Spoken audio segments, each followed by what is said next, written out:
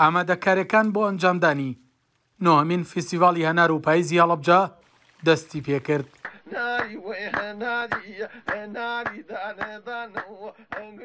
بڕوا جەمال لە نێو شەتڵگە و باخەکەی خۆیەوە سەرقاڵی خۆ ئامادەکردنە بە باشترین جۆرەکانی هەنار بۆ بەشداریکردن لە فیستیڤاڵی هەنار.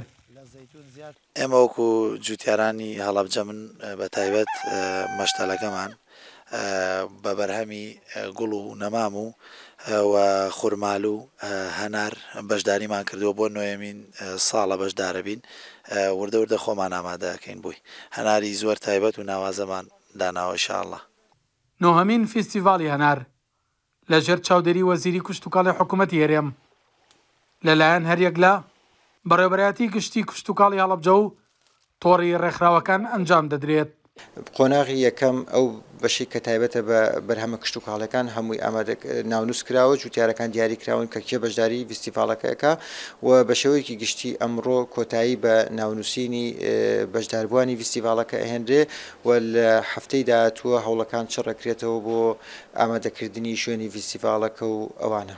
دوا بڕیارە لە 2/11 بۆ 4/11 فیستیڤاڵەکە بەڕێوە بچێت ڕۆژانە لە سەر لە بەیانیوە تاوەکو خۆر ئاوەبوون فیستیڤاڵەکە درێژێ ئەبێت.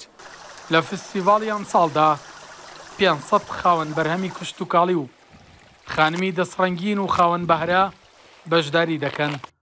پارکی گشتی شارەکەشی بۆ ئامادەکراوە. ساڵی ڕابردوو 250,000 گەشتیار ڕویان لە هەڵەبجە کردبوو بۆ فیستیڤاڵی هەنار. ئەم ساڵیش پێشبینی بەرزبوونەوەی ئەم ژمارەیە دەکرێت.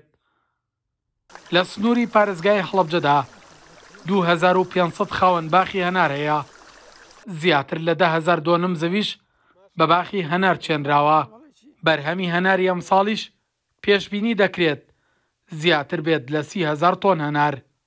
سەڵاح جەمیل، کورسات نیوز، هەڵەبجە.